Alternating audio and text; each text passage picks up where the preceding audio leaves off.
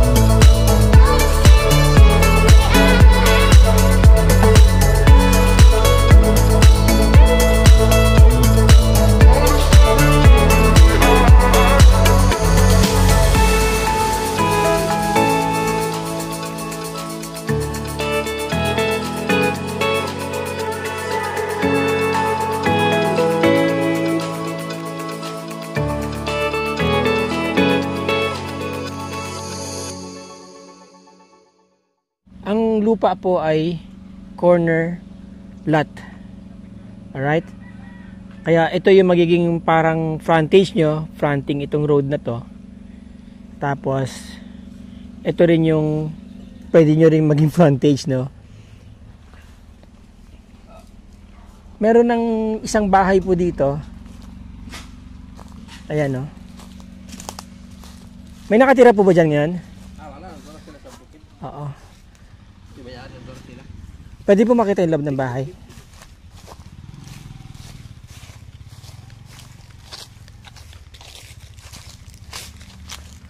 Typical bungalow, no? Naka-backfill yung bahay, mataas. Wala pang kisame, pero mataas ang bubong. Structure na lang siguro ang kailangan ang papakinabangan dito. Kung ito ay i-remodel. Mukhang maganda naman ang pagkaka-finish ng bahay. Maganda naman, oh. Makinis naman yung kanyang pader. Makinis din yung pagkakagawa ng semento. Sakto lang ang luwag ng mga kwarto. Oh. Pwede pang ipa-remodel to. Wala naman pong crack yung mga dingding niya. Ito ang another room. Okay. And then may kwarto ulit dito. Ayan.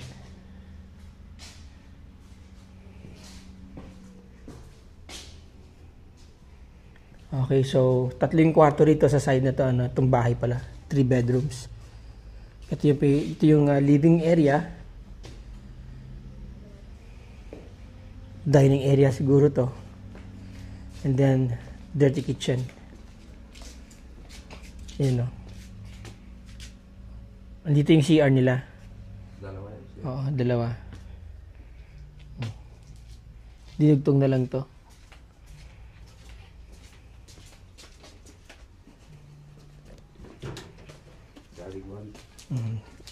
Shower area at saka toilet.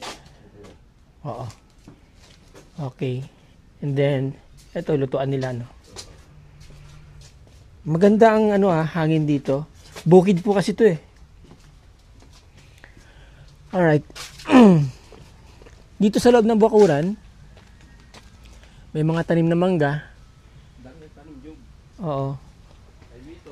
May tanim na avocado, kaimito, may nyog yan. Nasa perimeter, nasa boundary nila. Santol. May CR pa doon. Ito. And then, ito yung kabuuan ng bakuran niya. Ayan. Merong siyang tanim dito na magandang kawayan. Usually yung ginagamit sa mga, nakikita ko yan sa mga mayayaman na subdivision kagaya sa Forbes Park, Valle Verde. Yan, yung mga kawayan na ganito. Para siyang buho, pero hindi siya buho. Ito. Ano siyang kawayan dito. Ayan. Alright, ayan, Okay, so may kapitbahay siya dito. Dalawa, modern bungalow, no.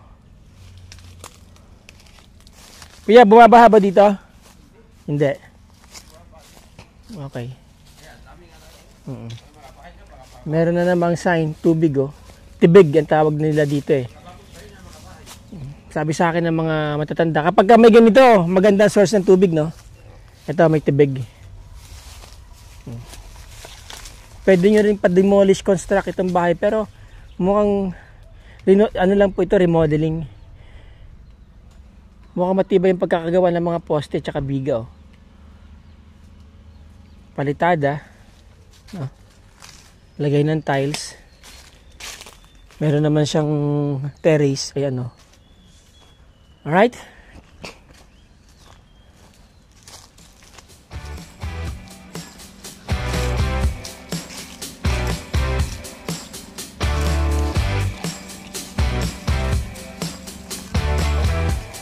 So ayan, mga boss, mga ma'am, mga sir, ang property ay nasa 1,135, original certificate of title.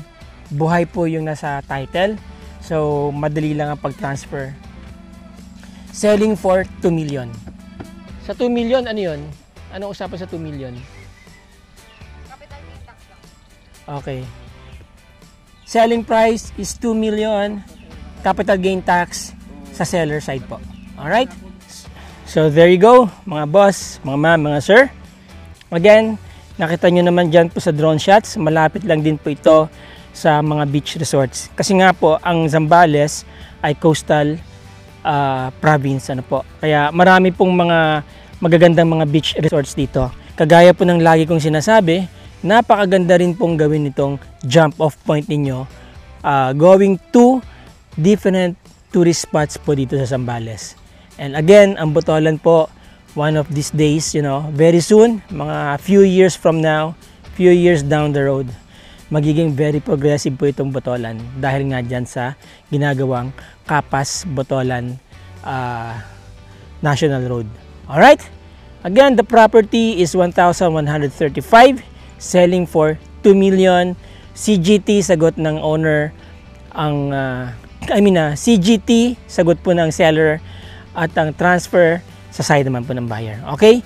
Kung gusto niyo po mag-schedule ng visitation, tawagan niyo ako, PM niyo ako, text niyo ako. Yan po yung aking mga contact details. Ano po? Ang aking Facebook, nandyan po sa description ng video na to. Again, maraming salamat po sa inyo mga boss, mga ma'am, mga sir. Till the next video, till the next property vlogging. Ciao!